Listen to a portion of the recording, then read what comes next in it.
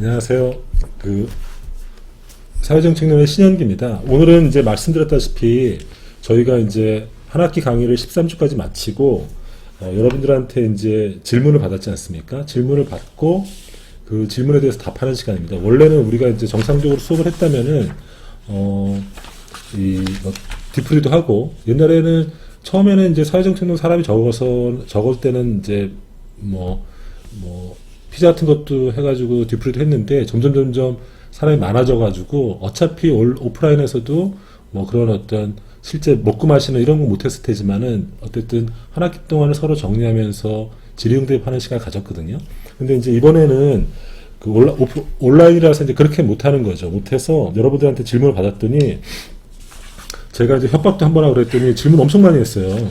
엄청 많이 했는데 제가 여러분들의 질문 자체도 공유하는 것들이 의미가 있을 것 같아서 제가 이름을 빼고 그 질문 내용만 공유하는 것도 제가 생각해 보겠습니다. 그래서 여러분들이 동료 같이 한 학기 동안 수업을 들었던 동료들이 어떤 궁금증을 갖는지를 같이 보는 것도 의미 있지 않나 싶어서 이런 걸 제가 올리기도 하고요.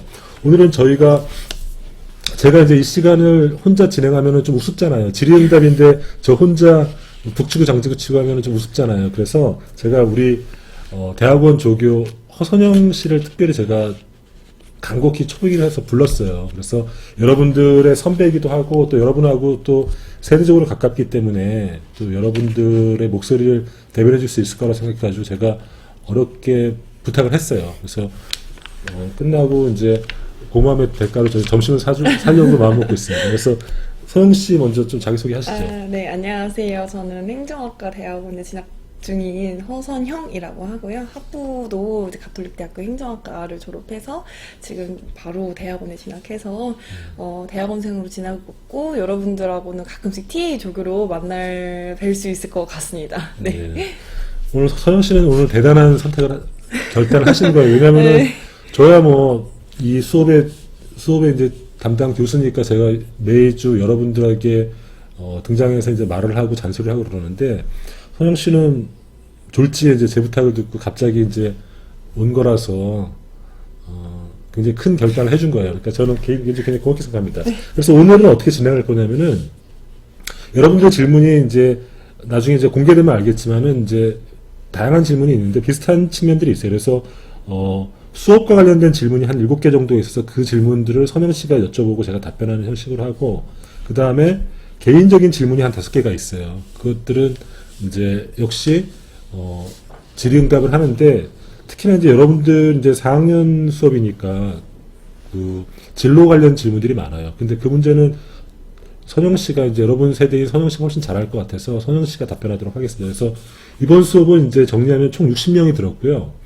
2학년이 1명이었고 3학년이 19명, 4학년이 40명이 들었던 수업입니다. 그러니까 원래 이 과목을 설계할 때도 이제 3, 4학년 위주로, 고학년 위주로 설계하는 과목이었는데 그런 의도대로 여러분들이 40명, 그러니까 3학년 19명, 4학년 40명 이렇게 들었더라고요. 그래서 이번 수업을 결산하는 의미로 이제 여러분들의 질문 하나하나 답변해 보도록 하겠습니다. 예.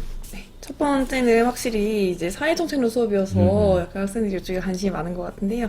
코로나19 이후로 이제 재난지원금도 받고 긴급 관련해서 이제 약간 본인들이 실제로 수령할 수 있는 그런 현금 지급 서비스를 많이 받아서 그런지 이제 증세와 관련해서 재난지원금, 복지 예산, 기본소득과 관련된 질문이 많았는데요. 이 부분에 대해서 좀 설명해 주시면 감사하겠습니다. 저도 이제 질문을 봤더니 이제 여러분들이 이제 도대체 소는 누가 키우냐, 돈은 어디서 나오냐, 이런 식의 질문이 많더라고요. 특히나 이제 이번 재난지원금 같은 경우는 우리가 이제 2차 추경을 통해서 한 13조 정도의 돈을 마련했죠. 그 다음에 경기도에서 얘기했던 재난기본소득 같은 경우는 1인당, 그거는 이제 가구당 하지 않고 1인당 했는데 경기도 인구가 1,300만 정도 되니까 13조 원의 돈이 들었던 거죠. 그리고 이제 또 이제 기본소득 얘기도 나오는데, 기본소득이면은 제가 계산해 봤더니 1인당 가령 10만 원을 주고 5천만 명에게 1인당 주면은 그게 50조 정도의 돈이 들더라고요. 그러니까, 그리고 이제 특별히 이제 우리가 이제 이번에 코로나19 때문에 추경을 3번 하지 않았습니까? 3차 추경을 하다 보니까 추경을 했다는 거는 이제 여러분 알다시피 갑자기 국가가 전년도에 짠 예산에서 갑자기 수요가 발생해서 올해 같은 경우는 이제 코로나19였죠. 예산이 발생해서 이제 갑자기 돈을 마련하는 게 이제 추가 경정 예산 아닙니까? 근데 이제 이 돈을 마련할 때는 지출 구조조정을 해서 돈을 이제 긁어 모으고 그것도 부족하면 국채를 발행해서 이른바 국가 채무를 쌓는 방식으로 이제 돈을 마련한 거거든요. 그걸 통해서 이번에 국채를 여러 번 발행했기 때문에 국가 채무 비율이 이제 43%까지 올라갔다는 것 아닙니까? 그리고 이제 수업 시간에도 누누이 말씀드렸다시피 우리나라가 이제 저출산과 고령화, 그 다음에 저성장 이런 것들이 앞으로 예상되기 때문에 국가 채무가 이제 급속도로 높아지고 있는 상황이니까 이제 여러분들이 복지에 대한 어떤 수요, 필요성을 느끼지만 또 돈을 어디서 마련하느냐 뭐 이런 질문을 하시는 것 같은데 뭐 그거는 맞는 얘기입니다. 맞는 얘기인데 실제 이 돈은 사실은 이런 겁니다. 그러니까 우리가 복지와 관련해서 우리가 보통 하는 말이 이런 게 있지 않습니까? 공짜 점심이 없다고 하는 말처럼 이제 공짜 복지도 없는 거죠. 그러니까 복지는 반드시 돈이 필요하다는 것들을 좀 인식할 필요가 있어요. 근데 그 돈은 어디서 나오느냐? 그거는 물론 세금에서 나오는 거죠. 여러분들의 세금에서 나오는 거죠. 근데 실제로 보면 한국은 실제로 수업에도 말씀드렸지만 저부담 저복지 국가입니다. 그러니까 한국은 조세부담률이 18%, OECD 평균은 한 25% 정도 되고 우리가 약간 동경하는 모델로 삼았던 스웨덴 같은 나라는 32% 정도 되거든요. 그러니까 우리나라는 일단은 저부담입니다. 그러니까 세금을 적게 내는 구조로 되어 있죠. 그 다음에 사회지출, 인바 복지 수준은 사회지출 GDP 대비로 11%입니다. 11%고 OECD 평균은 21%고 스웨덴은 한 27% 되는 거죠. 그리고 우리의 국가 예산이 어느 정도냐면은 2020년도 기준으로 한 517조, 500조 정도 됩니다. 그 중에서 복지 예산, 복지 고용 일자리 이쪽 예산이 180조 정도 됩니다. 그러니까 뭐 이 정도는 좀 상식으로 알면 좋은데 우리나라 GDP가 한 2,000조 정도 됩니다. 2,000조 중에서 예산 규모가 한 500조 정도 되고요. 그 다음에 그 중에 복지 예산, 그러니까 복지뿐만 아니라 일자리, 뭐 고용, 뭐 이런 예산이 한 180조가 되는 거거든요. 그죠. 그리고 최근에 이제 추경에 의해서 국가 채무가 늘어나는 게 한 43% 정도가 돼요.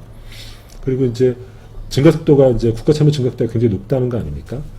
근데 이제 우리가 말씀드렸다시피 이제 이런 정도의 상황인데 우리가 만약에 복지를 늘리고 싶으면은 그거는 공짜 점심이 없듯이 공짜 복지가 없기 때문에 우리도 세금을 늘려야 되는 문제가 있는 거죠. 그러니까 지금 이제 뭐랄까 기본소득 논쟁을 하면서 이제 재정 중립적인 기본소득, 즉 어떻게 기존의 세금을 증세가 없는 상태에서 어떻게 돈을 마련해서 어떻게 기본소득을 줄 것인가 이런 얘기 많이 하는데 뭐 이거는 당장의 조세 저항을 극복하기 위해서 이런 얘기를 하지만은 실제로는 우리가 장기적으로 복지 지출이라든지 혹은 우리가 얘기하는 뭐 기본소득이라든지 혹은 뭐 이런 것들을 하려면은 우리가 좀 세금을 많이 늘려야 된다. 그래서 지금과 같은 우리가 이제 그러니까 저부담, 저복지 이런 구조에서 최소한 중부담, 중복지 정도 가려면은 그 전제로서 세원이 필요하다. 그리고 세원이 필요하다는 건 증세를 해야 된다. 그래서 제가 누누이 말했지만은 결국은 복지는 정치의 문제인데 미래 국가지도의 가장 중요한 역할 중에 하나는 국민들에게 옵션을 줘야 된다는 거죠. 여러분들이 더 많은 복지 혜택, 더 많은 어떤 국가의 지원을 받고 싶으면은 세금을 내십시오. 이런 것들을 해야 된다. 근데 세금 늘리다는 얘기 하지 않고 복지만 늘리겠다는 정치인이 많이 등장한다면은 그런 정치는 거짓말쟁일 가능성이 있다. 아시다시피 2005년도 때 박근혜 대통령과 유승민 당시 원내대표가 갈등을 빚었던 게 바로 박근혜 대통령의 증세 없는 복지를 정면 비판했다가 지켜나간 거 아니겠습니까? 그래서 앞으로 우리 사회도 이런 증세 문제를 본격적으로 얘기할 순간이 올 것이다. 왜냐면 우리가 복지 수요가 점점점 늘어나고 있다는 거 아닙니까? 그러니까 저출산 고령화 문제도 있고, 그 다음에 불안전 노동 문제도 있고, 그다음에 이제 삶의 질에 대한 요구도 있고 소득 불평등의 문제도 있어서 이것들을 어떤 복지제도로 이제 극복해야 되는데 이게 다 어디서 재원이 어디서 나오겠냐는 거죠. 그런 면에서 우리가 이제 증세 문제에 대해서 한번 좀 고민을 해봐야 된다. 그래서 근데 이제 이 문제는 사실은 뒤에도 말할 기회가 있겠지만 한국은 왜 그러면 저부담 저복지 체제로 됐느냐? 이거는 그 나라의 역사와 관련이 있는 거죠. 왜 우리는 그러니까 저부담을 하는 식으로, 그러니까 세금을 적게 내는 식으로 국가가 성장해 왔냐면은 그때도 말씀드렸다시피 개발연대 때 1960년대 70년대 한국이 급속도로 성장을 할 때 복지 혜택을 못 주니까 어쨌든 가처분 소득을 국가가 늘려줘야 되거든요. 그러니까 어떤 식으로 조세 정책을 폈냐면은 재정 지출을 적게 하는 대신 각종 세금 감면을 통해서 일정의 가처분 소득을 늘려주는 방식을 취했거든요. 이런 나라들인데 미국도 그런 나라에 속합니다. 그러니까 기본적으로 국민들이 이런 세금을 적게 내는 이런 데 굉장히 익숙해진 거죠. 그리고 이제 그런 식으로 국가가 발전되어 온 거죠. 복지정책 같은 경우는 대표적으로 제도 혹은 어떤 정책의 경로전성이 굉장히 강한 걸로 알려져 있거든요. 그러니까 그런 어떤 역사적 배경 속에서 우리는 이런 식의 복지국가를 만들어 왔는데 앞으로 우리가 조금 최소한 중부담 중복지 정도에 가려고 한다면 즉 복지의 어떤 걸 늘리려고 한다면은 증세 문제를 본격적으로 다뤄야 되는 순간이 올 것이다. 이것은 정치 리더의 몫이고 그리고 이런 것들을 솔직하게 말할 수 있는 리더가 있다면은 그런 사람들이 진정한 리더의 가능성이 있다. 뭐 이런 얘기를 하고 싶네요. 네. 좀 말이 길었네. 예. 그럼 바로 이 자리로. 네. 그다음으로 이제 항상 매번 학생들이 걱정하는 부분이기도 한데 이번에 코로나19랑 또 겹쳐가지고 일자리에 대한 문제 역시 그러니까 단순히 본인이 일자리를 얻기가 어렵다 정도를 넘어서 약간 사회 문제로서 일자리 문제를 어떻게 교수님께서 바라보시는지에 대해서 좀 궁금해하는 친구들이 많았습니다. 예, 맞습니다. 그 일자리 문제, 이제 여러분들은 당장은 이제 취업 문제고, 사회 전체로는 일자리 문제죠. 그리고 이제 그때도 했지만, 이거 노동시장 문제입니다. 근데 일자리 문제는 결국 뭐냐면은 갈수록 일자리가 자체가 줄어들고, 또 새로 생겨나는 일자리도 이제 비정규직이라든지 불안전 노동 같은 게 많아져서 문제가 심각하다는 거 아닙니까? 이 문제는 이런 것 같아요. 그러니까 문제를 두 가지로 나눌 수 있는데, 하나는 새로운 일자리를 만드는 문제가 있는 거죠. 그러니까 신규 일자리 창출의 문제가 있고, 또 하나는 기존의 일자리를 지키는 문제가 있는데 지금은 두 개 다 문제인 거죠. 근데 신규 일자리를 만드는 건 사실 쉬운 건 아닙니다. 그것은 경제 성장과 관련이 있고 또 한국처럼 이제 국제 분업 체제 속에서 이 어떤 역할을 하는 한국 같은 수출 지향적인 국가에서는 단순히 국내 내수만 살아나서 국내에만 한국만 잘한다고 되는 건 아니거든요. 그래서 일자리를 늘리는 건 확실히 이제 어떤 공급 사이드, 그러니까 기업들 혹은 산업적인 측면이 있어가지고 쉬운 건 아닌 것 같아요. 근데 확실한 건 있는 것 같아요. 그러니까 과거처럼 뭐 예산을 때려 부어서 그냥 일자리 만드는 것보다 한국이 이제 끊임없이 이제 고부가치화하는 문제가 있는 거죠. 그 다음에 서비스 산업화하는 문제, 이런 문제가 있는 거죠. 그래서 최근에 제가 뉴스를 보니까 LCD 같은 경우도 우리가 원래는 일본이 독점했던 기술인데 그것을 한국이 그 기술을 넘겨서 한국이 세계를 제패하다가 지금은 중국의 그 기술을 또 제패하는 바람에 한국은 LCD 생산을 멈췄다 하더라고요. 이런 식으로 계속 산업구조라든지 국제 통상구조가 바뀌니까 일자리를 새로 창출하는 건 쉬운 문제는 아닙니다. 쉬운 문제는 아니고 또 한국이 이제 새로운 산업구조에 적응하면서 새로운 산업, 그다음에 어떤 산업의 고도화 이런 것과 결부된 문제라서 이거 새로운 어떻게 일자리를 만드냐 이것은 이제 산업정책적 측면이기 때문에 이제 여기서 말하기 힘들고 여기서 말할 수 있는 거는 이제 기존의 일자리를 지키는 문제가 이제 제가 이제 사회복지정책에서 말할 수 있는 문제인데 그러니까 노동시장에서의 불안정이 왜 우리가 위험한 문제인지는 많이 말씀드린 것 같아요. 왜냐면은 우리가 지금 뭐 국민연금이라든지 혹은 뭐 고용보험이라든지 이런 것들이 다 노동시장에서 고용을 근거로 해서 그 기여의 바탕으로 적립을 해서 여러분들이 사회적 위험이 생겨서 실업이라든지 혹은 퇴직이라는 위험이 생겼을 때 소득 보장을 해주는 거기 때문에 이 노동시장이 흔들리면은 나중에 노후라든지 혹은 실직 이후에 삶도 흔들리기 게 문제가 되는 거 아닙니까? 그래서 나오는 게 여러 가지 대안이 있는데 크게 저는 세 가지 정도의 대안이 있다고 봅니다. 첫 번째는 이제 지금 문재인 대통령도 얘기했던 전국민 고용보험. 그러니까 지금 우리가 고용보험이라는 어떤 실직의 안전망을 만들었지만은 실제로 임금노동 취업자 2,600만 명 중에서 실제로 커버되는 사람은 실제로 한 1,600만 명밖에 안 되는, 한 절반 정도밖에 안 된다는 거 아닙니까? 그러니까 실제로 고용보험이라는 게 존재하지만 고용보험에 가입된 사람이 얼마 안 된다는 거죠. 그러니까 특히 대표적으로 이제 특권노동자들, 그 다음에 이제 자영업자들 이런 사람이 문제거든요. 그래서 이런 사람들을 앞으로 장기적으로 고용보험의 틀내로 포섭하려고 하는 게 국가의 큰 전망이죠. 그래서 당장 이제 1단계로 임금노동자인데 고용보험에 가입되지 않는 사람들 대상으로 국민취업지원제도를 하는데 이게 연간 한 50만 명 정도 든답니다. 여기에 매년 드는 돈이 한 1조 1,000억 원이랍니다. 그러니까 이 정도의 돈이 드는 거죠.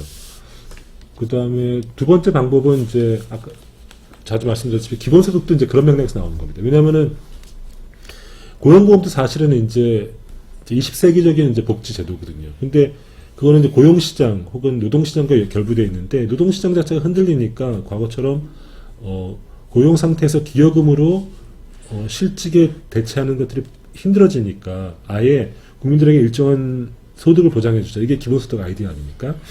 그게 이제 1인당 10만 원만 줘도 5천만 명에 줘도 50조가 드니까 이건 굉장히 조금 쉬운 문제는 아닌 거죠. 근데 어쨌든 앞으로 논의는 활발해질 가능성이 있습니다.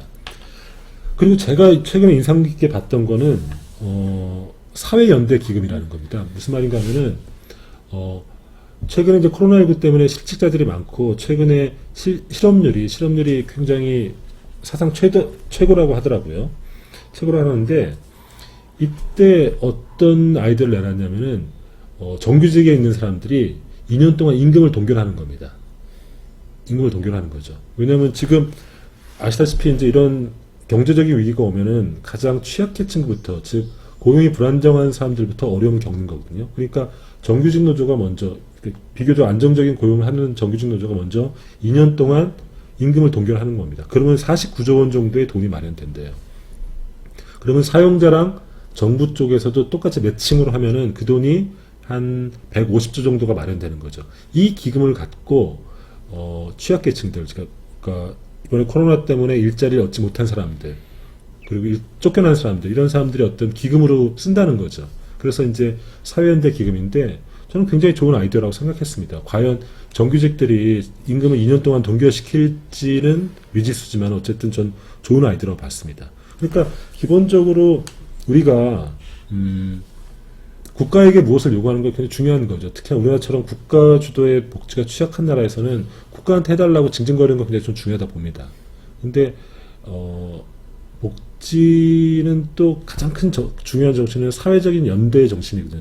즉 동료 시민의 어려움을 같은 동료 시민들이 같이 해결한다는 어떤 그런 사회 연대 정신, 상대방에 대한 어떤 동정심, 이런 것들이 중요한 정신이란데 국가에게 적정한 대책을 내놔라 요구하는 것도 중요하지만 이렇게 먼저 사회 구성원들이 먼저 동료 시민들의 어려움에 대해서 서로 이제 힘을 모으는 것들, 이런 것도 좀 굉장히 중요한 거라고 생각합니다. 그래서 사회연대 기금이라는 아이디어를 최근에 봤는데 저는 굉장히 의미 있는 시도라고 봤고, 과연 정규직 노동자들이 그런 걸 해줄지 이런 거는 미졌습니다. 말이 또 길었네요. 여기까지. 네. 그럼 바로 다음 질문 넘어가겠습니다. 일자리 같은 거라든가 본인이 어떻게 취업을 해야 되냐와 같은 문제도 좀 학생들이 많이 걱정하고 있는데, 최근에 이제 코로나19로 인해서 이제 안전에 대한 욕구가 높아지면서 이제 의료나 아니면 보건에 대한 관심도 높아져서 학생들이 역시 의료비에 대해서 궁금한 부분이 많고, 그 의료비가 계속 늘어나고 있는데 이 부분에 대해서 통제라든가 아니면 어떻게 관리할 수 있는지에 대한 질문도 들어왔었습니다. 맞습니다. 우리나라 의료비가 74조고 연간 드는 게 74조고 이게 우리나라 국방비보다 많다고 얘기했죠. 근데 이제 물론 이제 의료비는 이제 우리가 또 예산과 다르게 기금, 그러니까 국민건강보험 기금을 적립하니까 다른 주머니긴 한데 그래도 74조나 드니까 굉장히 큰 돈이 드는 거죠. 근데 이제 문재인 정부 들어서 중요한 정책 중에 하나가 이제 문재인 케어라는 거 아닙니까? 보장성을 70% 늘린다는 건데, 그거는 보장성 70% 늘린다는 거는 전체 의료비 지출 중에서 그러니까 그러니까 국가가 부담해주는 것들을 70%까지 커버해준다. 그러니까 전체 100만 원을 늘리면은 국가가 의료보험으로 70%까지 커버해준다는 거죠. 이게 목표인데, 그래서 각종 과거에 비급여가 됐던 거를 급여로 포함시키면서 70% 늘려놨다고 하더라도 밑에 분모, 전체 의료비 지출이 늘어나면은 아무리 분자 쪽에서 국가가 커버리지를 넓히더라도 70% 달성할 수 없는 거죠. 그러니까 우리는 그러니까 보장성, 건강보험 보장성 70% 달성은 의료비, 그러니까 커버리지를 늘리는 문제도 분자인 커버리지를 늘리는 문제도 있지만은 분모인 의료비 지출을 줄여야 되는 문제가 있는 거죠. 근데 의료비 지출을 두 가지로 발생합니다. 첫 번째는 수요 사이드랑 공급 사이드인데, 수요는 우리 같은 일반 시민들이 어떻게 의료비를 어떻게 줄이라는 건데, 제가 수업 시간에 잠깐 얘기했지만은 우리나라가 의료 쇼핑을 한단 말이죠. 그러니까 사실상 의료비가 굉장히 저렴하니까 의료 쇼핑을 해요. 그러니까 좋다는 의원들은 다 다니는 거죠. 그래서 일단은 우리가 의료 쇼핑하는 걸 억제할 수 있는 제도적인 장치가 필요한데, 지금은 한국은 그렇지 않죠. 우리는 한국은 감기만 들어도 대학병원 찾아가는 그런 속성이 있는데, 영국에 예를 들면 영국은 마을 주치의라는 제도가 있습니다. 그래서 1차에서 그 동네에 마을 주치의가 있어서 1차 의료기관에서 최대한 의료 통제를 하는 거죠. 그래서 웬만하면은 2차 의료기관, 3차 의료기관을 잘 넘어가지 않게 철저하게 마을 주치의 제도를 통해서 의료 쇼핑을 억제하는 이런 제도가 있는 거죠. 또 하나는 공급 사이드, 즉 의사들이 의료비를 늘리는 요인들이 있어요. 무슨 말인가 하면 우리는 행위별 수가 제도가 있으니까 의사들이 의료보험을 통해서 수가를 통제하고, 그 다음에 의사들 간의 어떤 경쟁이 심하니까, 특히나 의료비 지급을 행위별 수가제로 하니까 불필요한 의료 행위를 많이 하는 거예요. 과잉진료 같은 거. 그때 제가 말씀드렸듯이 저희 아버지가 허리가 아파가지고 병원에 갔는데 갑자기 MRI를 찍으라는 거예요. MRI 한 번 찍을 때 70만 원 나오거든요. 근데 MRI는 지금 의료보험이 안 된단 말이죠. 근데 찍으니까 아무것도 아니에요. 근데 왜 그러냐 보면은 의사들도 자신의 경쟁이 치열하고 또 의료수비 통제를 받으니까, 수가 통제를 받으니까 과잉진료 이런 걸 많이 하는 거거든요. 그래서 의사들의 어떤 행위별 수가를 하려는 유인들을 좀 낮출 필요가 있어요. 그래서 지금 우리는 포괄수가제라든지 혹은 영국이나 독일처럼 하는 어떤 총액 의료제 이런 것들을 검토하고 있다는 거죠. 그래서 여기서 얘기하고 싶은 거는 앞으로 우리가 의료비가 점점 늘어날 텐데, 늘어나고 우리가 고령화가 심각하니까 의료비가 늘어날 텐데, 우리가 단순히 의료보험의 커버리지를 늘리는 것뿐만 아니라 의료비 지출을 늘리는 공급 사이드, 의사 측에서의 과잉진료, 환자 측, 우리 시민들의 어떤 의료 쇼핑 이런 걸 억제하는 제도적 장치가 같이 병행돼야 되지 않냐, 이런 얘기를 하고 싶네요. 다음 질문으로 넘어가겠습니다. 네, 역사적으로 대한민국의 좀 복지 정책 같은 경우 선별복지의 성격을 많이 띠고 있었는데요. 요번에 재난지원금이 보편복지 성격을 띠고 있어서 사람들이 선별복지가 더 좋은가, 보편복지가 더 좋은가에 대한 좀 이런 담론이 있었는데, 학생들도 그 부분에 대해서 좀 많이 궁금했던 것 같습니다. 그렇죠. 네. 이거는 쉬운 문제는 아닌 것 같아요. 쉬운 문제는 아닌데, 사실은 우리가 재정의 효율성만 고려하면은 선별복지가 효율적이죠. 왜냐하면은 우리가 국민기초생활보장법에 예를 들면은 중위소득을 정하고 이렇게 한 2,800만 원 정도 돼요. 중위소득자를 정하고 그거의 30% 이하인 사람만을 선별해서 우리가 생계급여를 주는 거죠. 생계급여도 다 주지 않고 최저생계비에 모자란 부분만큼 보충성의 원리에 따라 준다고 하지 않았습니까? 그 인구가 우리나라는 한 3%, 4% 정도 돼요.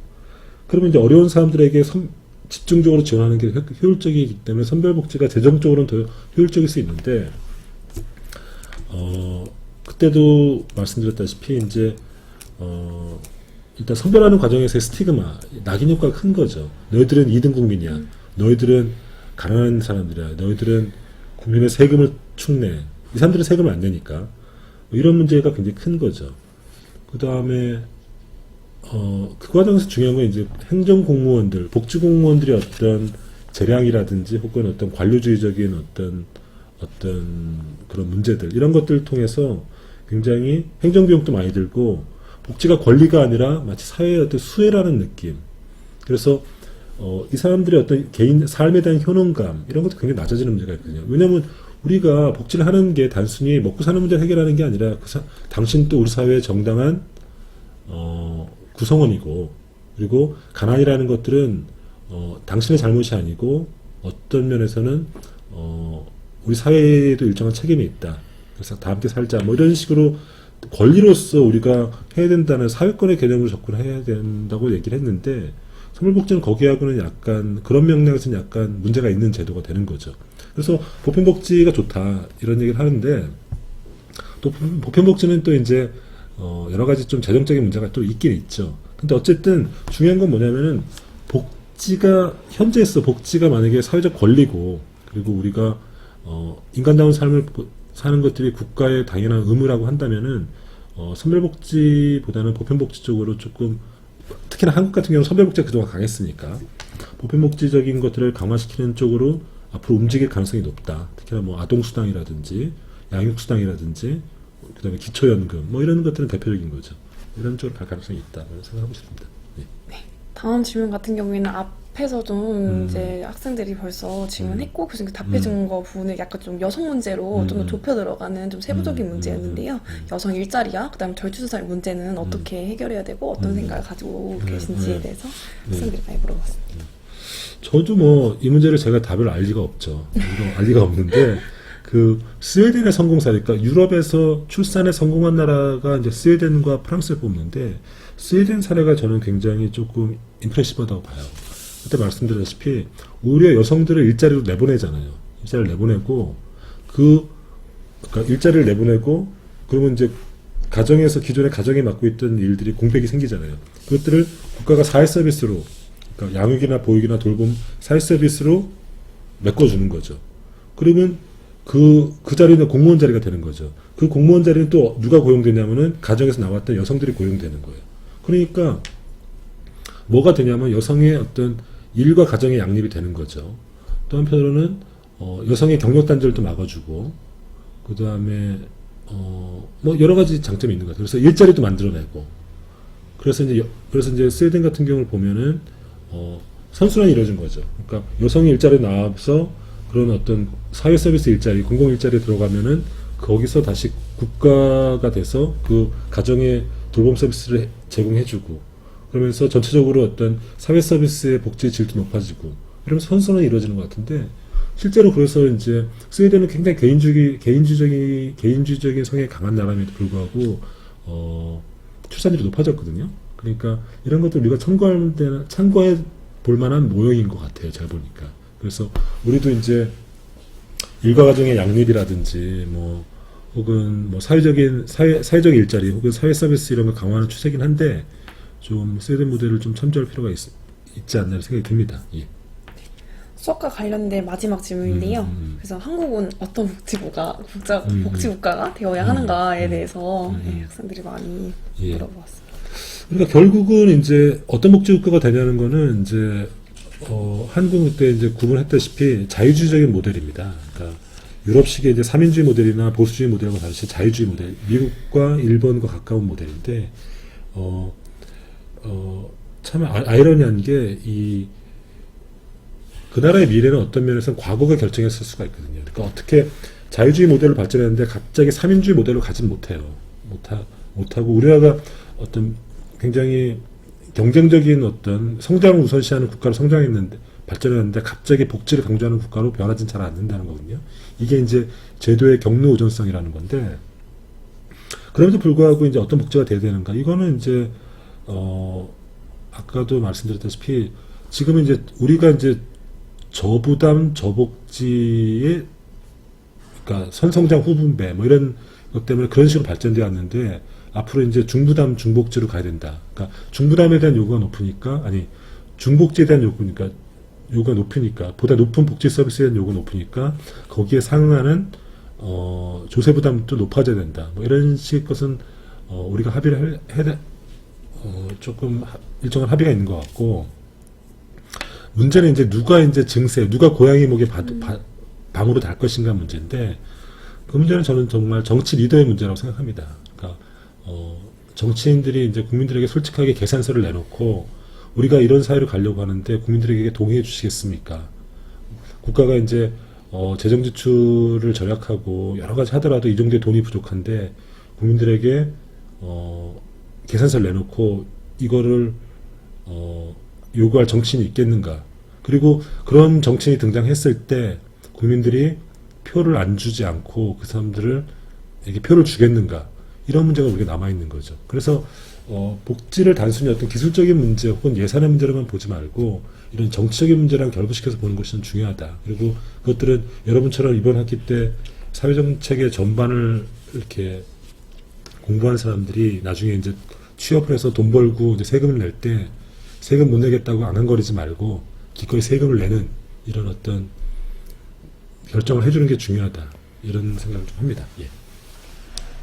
이제 수업과 관련된 질문은 다 마무리됐고 교수님의 개인사와 그다음에 이제 좀 진로에 대한 네, 관련된 좀 질문을 받아보도록 하겠습니다. 첫 번째는 교수님께서 이제 그러면 바로 넘어가서 직업 선택의 기준에 대해서 먼저 네 학생들 많이 물어봐서 4학년들이 많으니까 고민이 많을 거예요. 3, 4학년들이 많으니까 뭐 제가 보니까 특히 이제 올해 졸업한 친구들은 굉장히 불운하더라고요.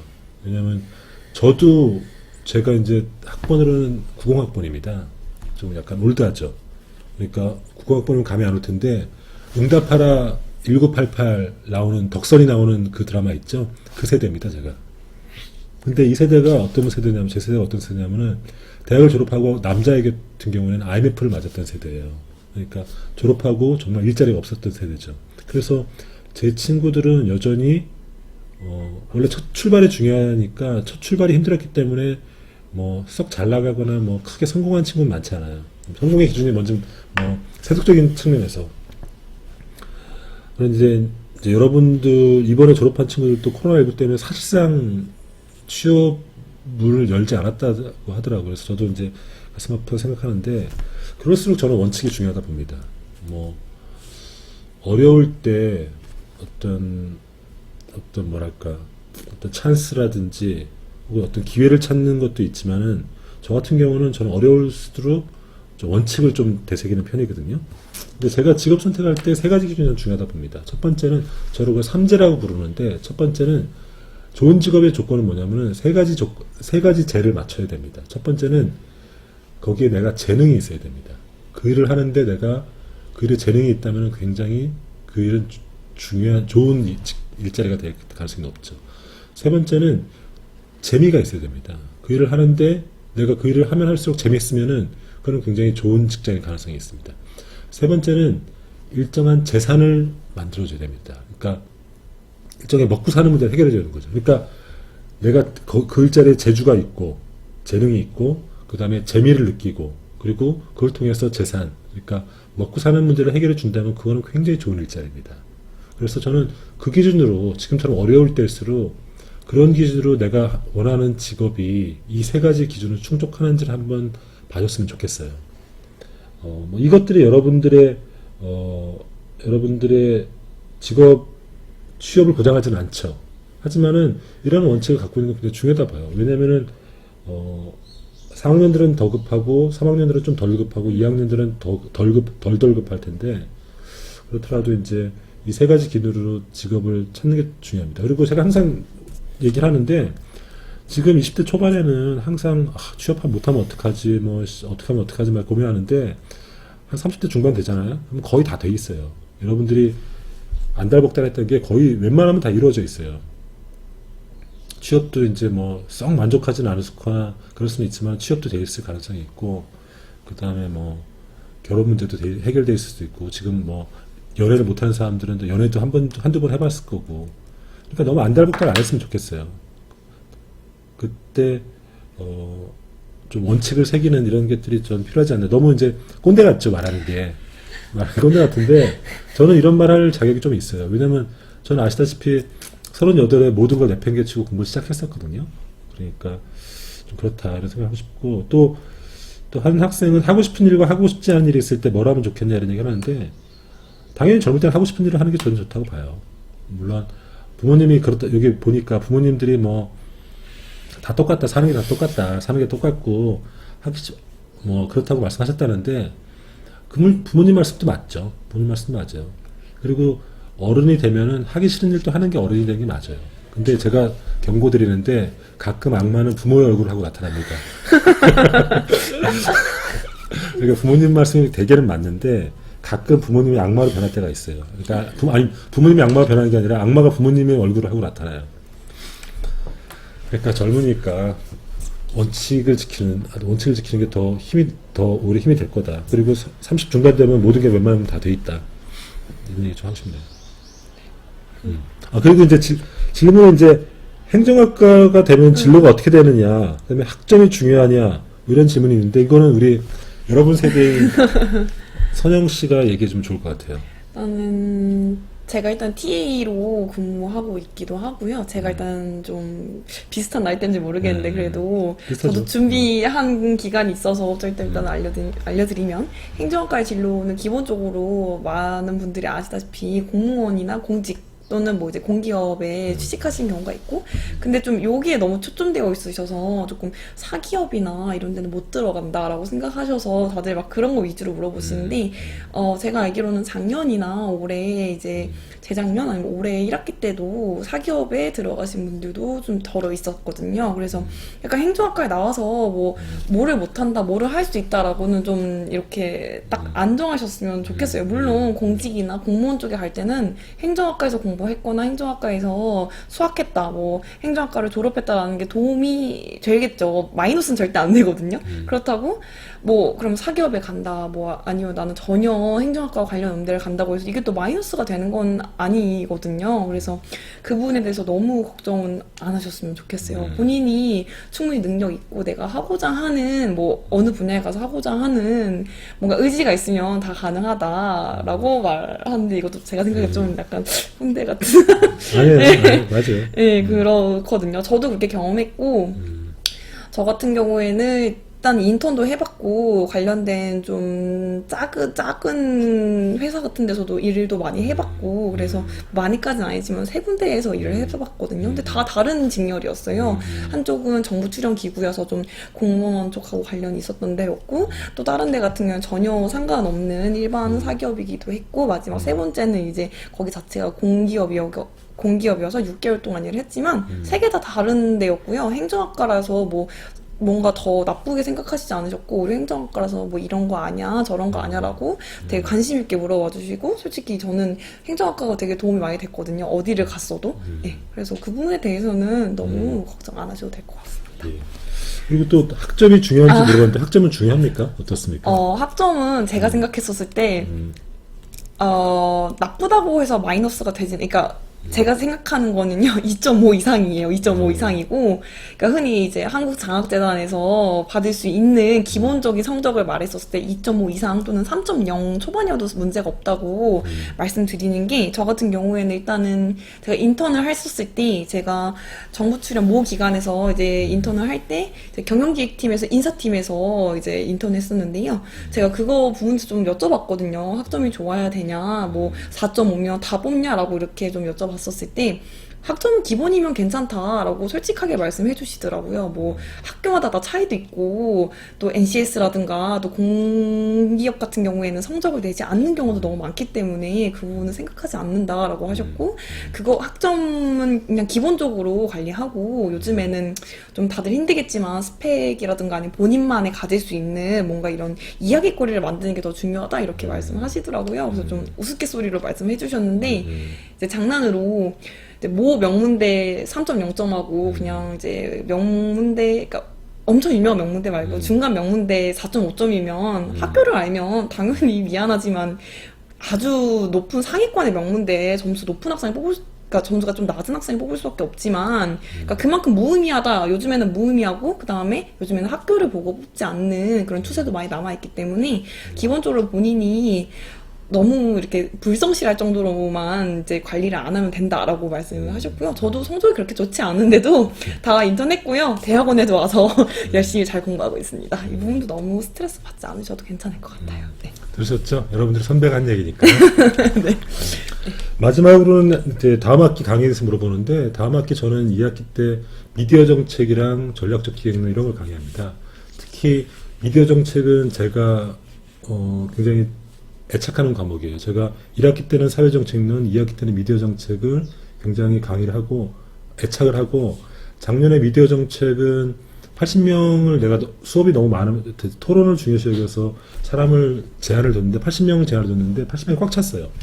꽉 찼고 뭐 들었던 사람들도 강의 평이 좋았었어요.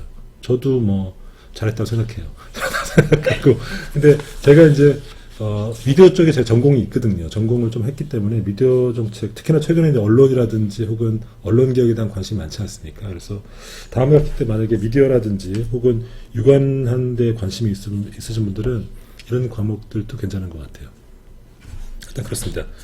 오늘 준비한 질의응답은 다 끝났고 이제 이것으로서 이제 우리 이제 한 학기 동안 사회정책론 강의를 이제 끝내는 거죠.